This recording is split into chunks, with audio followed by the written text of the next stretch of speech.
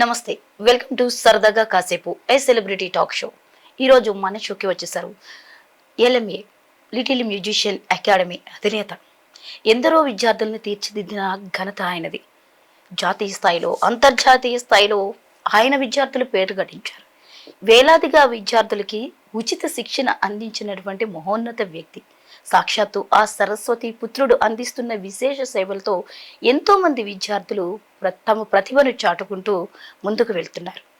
ఇంతకీ అంతమంది ప్రతిభావంతుల్ని తీర్చిదిద్దిన ఆ మహానుభావులు ఎవరు అనుకుంటున్నారా? ఇంకెవరో కాదండి, శ్రీ రామాచారి గారు. రామాచారి గారి గురించి ఇండస్ట్రీలో తెలియని వారెవరు? ప్రతి ఒక్కరికి ఆయన సుపరిచితం. ఈరోజు మన స్టూడియోలో శ్రీ రామాచారి గారు ఉన్నారు. వారి గురించి, వారి ఇంత సక్సెస్ వెనుక కారణం ఏంటి, ఇంత ఉచిత సేవ అందించడానికి ఉన్న రీజన్ ఏంటి, ఇలాంటి ఎన్నో విషయాల్ని శ్రీ రామాచారి గారిని అడిగి తెలుసుకుందాం. నమస్తే రామాచారి గారు. నమస్కారం అండి. రామాచారి గారు అనే ఈ పదం సుపరిచితమైన పదంగా మారింది. ఈ ఒక వ్యక్తి పేరు ఇప్పుడు ఒక శక్తిగా మారిందని చెప్పొచ్చు. ఎందుకంటే వేలాదిగా ఎంతో మందిని మీరు తీర్చిదిద్దారు. తెలుగు ఇండస్ట్రీలో ఏ సింగర్ని, అప్కమింగ్ సింగర్స్ని ఎవరిని అడిగినా మీరు ఎక్కడ నేర్చుకున్నారమ్మా అంటే రామాచారి గారు. ఈ పేరు నేను ఈ మధ్యకాలంలో ఇంకా ఎక్కువగా విన్నాను సార్. ఇంత గొప్ప వ్యక్తి వెనుక ఉన్నది ఎవరు? రామాచారి గారు అనే వ్యక్తి ఇంతమందిని తీర్చిదిద్దడానికి స్ఫూర్తి ఏమిటి? ముందుగా భగవంతుడి ఆశీస్సులు. మంచి తల్లిదండ్రులను ఇచ్చాడు భగవంతుడు, మంచి గురువులను ఇచ్చాడు. మా నాన్నగారు కుమాండూరి కృష్ణమాచార్యులు గారు, అమ్మగారు యశోదమ్మ గారు, అలాగే గురువులు సికింద్రాబాద్ మ్యూజిక్ కాలేజ్ కిట్టప్ప గారు, అలాగే ఓరుగంటి లీలావతి గారు, శ్రీ పివి సాయిబాబా గారు. వీళ్ళ శిక్షణలో అలాగే ఇంకా చాలామంది దగ్గర నేను నేర్చుకుంటున్నాను. ఇంకా అటు కర్ణాటక సంగీతం, హిందుస్థానీ సార్ ఇంకా నేర్చుకుంటున్నానని చెప్తున్నారు. నేర్చుకుంటూ నేర్పిస్తున్నానండి. అంటే నిత్య విద్యార్థి అంటారు కదా. నిత్య విద్యార్థి. నేర్చుకోవడం ఆపేయద్దండి. ఎప్పుడు నేర్చుకోవడం ఆపేస్తే ఇంకా నేర్పించడం కూడా ఆపేస్తాను నేను. ఏ రోజు నేర్చుకోవడం ఆపేస్తానో అదే రోజు నేర్పించడం ఆపేస్తాను. మా పిల్లలకు కూడా అదే చెప్తాను. ఏ రోజు మీరు నేర్చుకోవడం, సాధన చేయడం ఆపేస్తారో అదే రోజు పాడడం కూడా ఆపేయండి అని.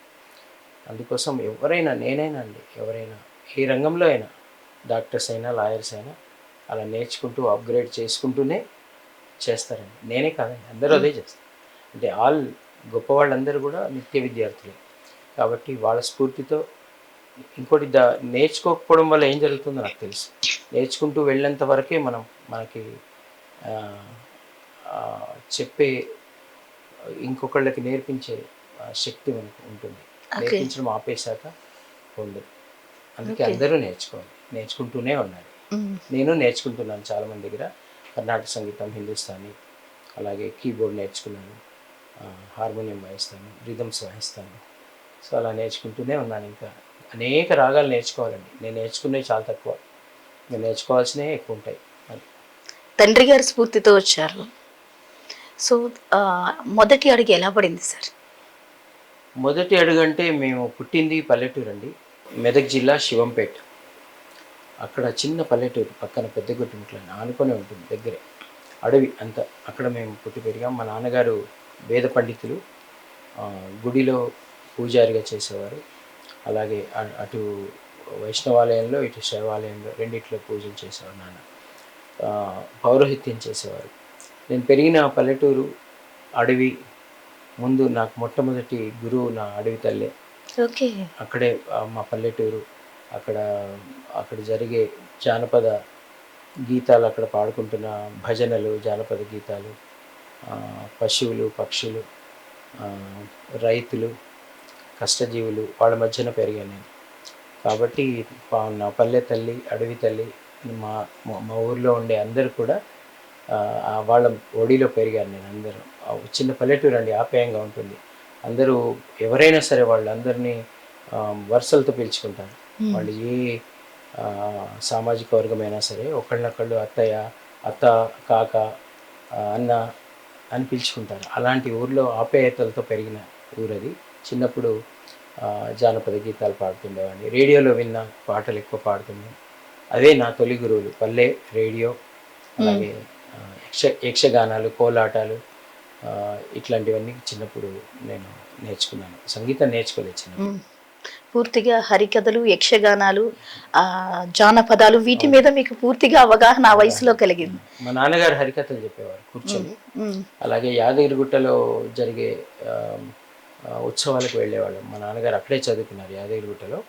ఎవ్రీ ఇయర్ అక్కడ బ్రహ్మోత్సవాల్లో వెళ్ళి అక్కడ జరిగే హరికథలు, నాటకాలు, సంగీత కచేరీలన్నీ చూస్తూ ఇవన్నీ కూడా స్ఫూర్తి నాకు చిన్నప్పుడు. మా అమ్మగారు మంగళహారతులు పాడేవారు. మ్మ్. మా నాన్నగారు చేసే పూజల్లో కూడా పూజల తర్వాత భజన, మంగళహారతులు ఇవన్నీ. తర్వాత మా నాన్నగారి పక్కన కూర్చొని నేను వంత పాడేవాడిని హరికథల్లో. కొంచెం అది జానపద శైలిలో ఉంటుందన్నమాట. మౌళిత్రయం అని మా సిద్దిపేట మెదక్ జిల్లాలో వాళ్ళు రచించిన మహాభారతం మా నాన్నగారు పాడేవారు. మేము తందనాన రామాయణం అనేవాళ్ళు. దశకంఠుండు కోపమునొంద తనలో తానే తాపమునొంద దశరథ సుతుని జంపదలచినాడే రావణుడు అని మా నాన్నగారు అంటే మేమంతా రామయ్య రావయ్య రామయ్య రామయ్య అని నేను పాడేవాడిని. అలాగే అహిరావణుని బిల్వదలచినాడే రావణుడు రామయ్య రావయ్య రామయ్య రామయ్య అని నేను తాళం వాయిస్తూ వంత పాడేవాడిని.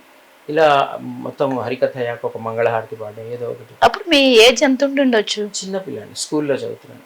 నేను చదివింది కూడా నేను అక్కడ గవర్నమెంట్ మా ప్రాథమిక పాఠశాల పెద్దగుట్టిముట్ల, అలా high school Shivampet Gomaram high స్కూల్లో చదువుకున్నాను. మేడ్చల్ జూనియర్ కాలేజ్, తర్వాత ఉస్మానియా యూనివర్సిటీలో 2 గ్రాడ్యుయేషన్స్ చేశాను. ఓకే.